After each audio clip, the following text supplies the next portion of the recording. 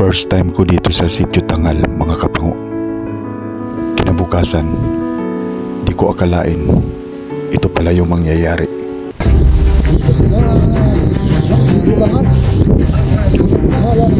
Nagpapanik na ako, patay yung mga tao. Grabe ang unos at hampas ng mga alon.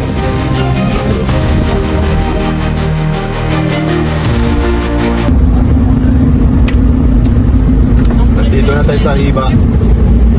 Malapit na tayo ng Sitio Tangal sa Palawig. Okay, 29 minutes. 29 minutes. Anong oras tayo siguro pumunta kami dito siguro mga 7 na tayo ng gabi, no? 9 na rin. Oo. Almost 2 hours. Almost 2 hours, di ba? Grabe naman yan. Gusto niya mag-drive. Okay mga kapango, welcome to my YouTube channel. Samahan niyo akong panoorin ang episode na ito. Nakasama pa rin natin ang ating idol na si Boy First Time. Iba yung gamit nila, oh. Sinundo pala tayo dito guys, Hindi na ata mga si kapango. yung gamit nila ngayon. Nila idol natin Boy P sa labasan. Hindi na si Watod, eh. Iba yung sasakyan ginamit. Hinahanap kasi namin si Watod. Iba na yung Binabaybay na natin ang tulay ng Sitio Tangal. Siguradong maganda na naman ang ating adventure na ito. sa umaga to. Welcome pala mula dito sa Sitio Tangal, Palawig, Zambales. Grabe, ang skitid ng tulay. Isang sasakyan lang ang makakadaan. Angat ng tulay. My God. Tapos yung daan mo ulit. Sarap mo. My God.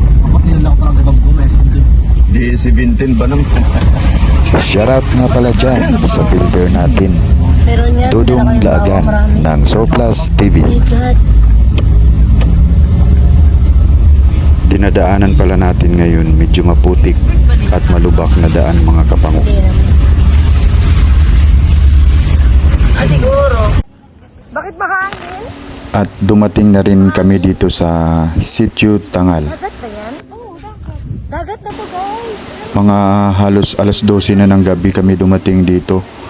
Simula doon sa Castillo, Zambales. Ayun yung mga Montenegro tribe. Kinabit ko na rin yung awning para meron kaming silungan.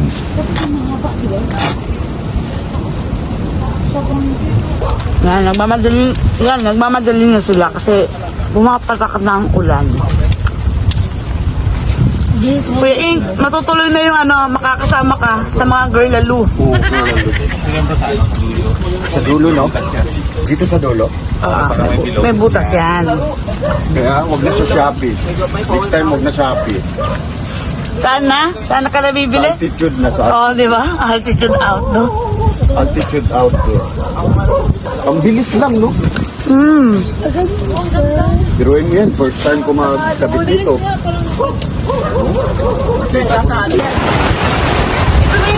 Maya-maya lang, bumuhos na ang malakas na ulan. Silong ka muna, bro. Sino ka na? Sino ka daw?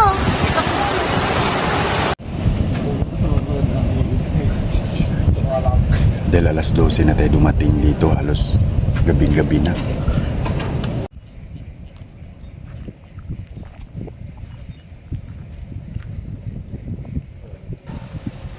Maraming salamat pala sa ating idol, Boy First Time, sa pinahiram niya sa akin na altitude outdoor tent. Ang sarap sa pakiramdam, ang simoy at lamig na nanggaling sa ating kalikasan.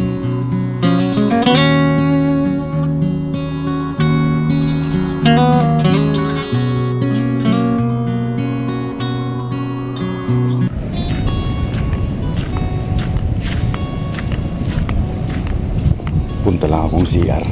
sumasakit yung tiyan ko. Ang dami din dito ng camper.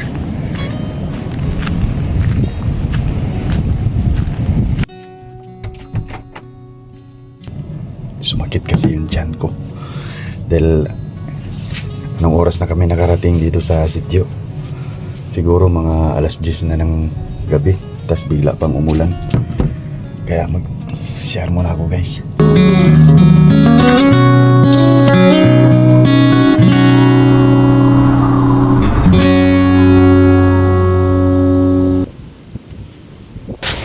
At maya-maya lang, unti-unti kong naramdaman na lumalakas ang hangin.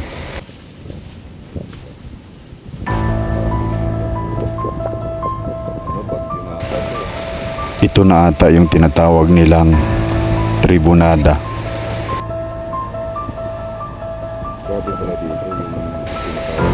Pinapakaramdaman ko lang siya, mga kapango. Umuulan sa may kasama hangin bukas. Pero tumitigil din yun. Unti-unti talagang lumalakas ang hangin na may kasamang ulan. Tayo ngayong binabati ko sa tribunada dito sa House of Butangan. Ito nyo, kaya talaga yung mga campers nakakalaga sila sa kanilang mga huli. Kaya ang ginawa namin, mga kapango, ay nag-enjoy na lang kami sa ulan at hangin. Ayun nga, oh. Panik na rin. Kumain ka rin bro. Dapat bro, ano?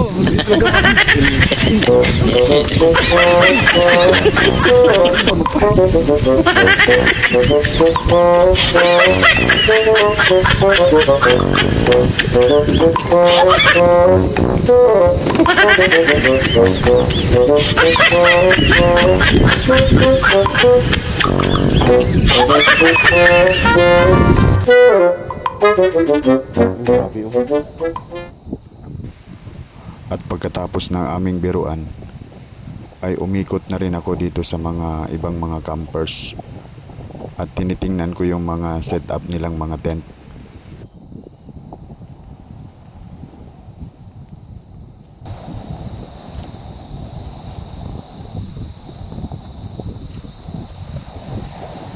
Morning, ma'am.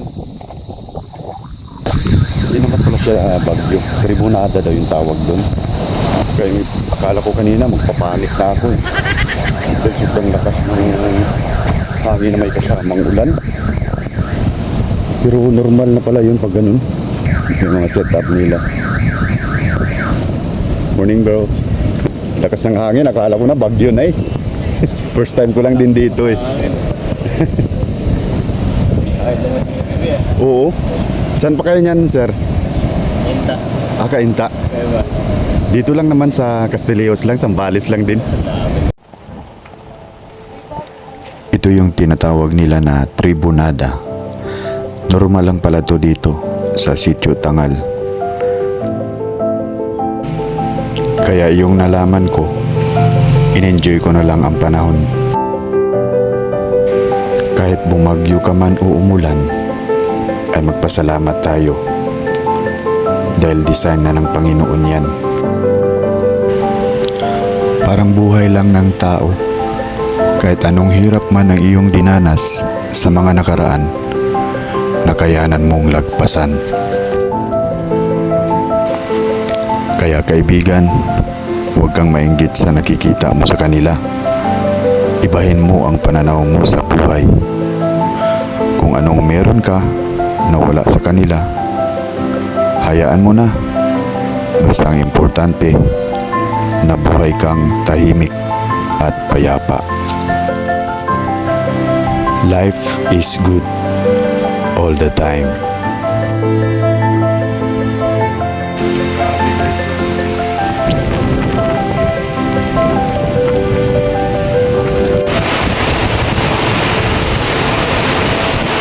Grabe, pabugso-bugso yung hangin dito sa kaulan, no? Ay, natumba na yung ano namin.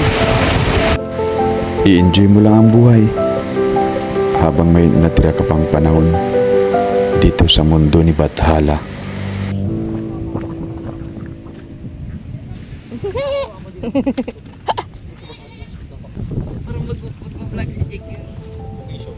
today we're gonna wash some plates. So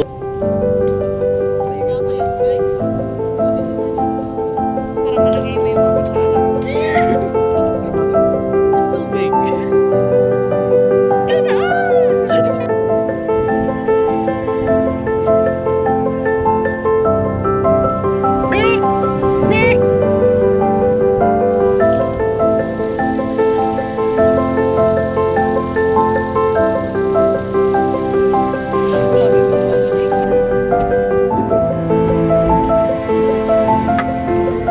Bro! Sige.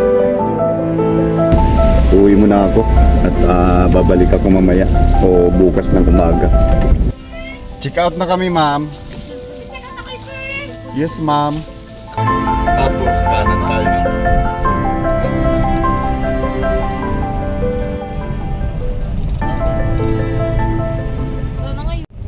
Yan. Ah, grabe oh.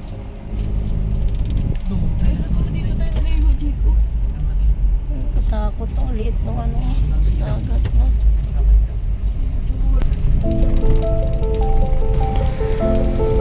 Okay mga kapango, at dito ko na rin tapusin ang ating episode na ito. Hanggang sa muli, huwag niyong kalimutan i-subscribe and like ang ating YouTube channel, Pango Mini Camper Van.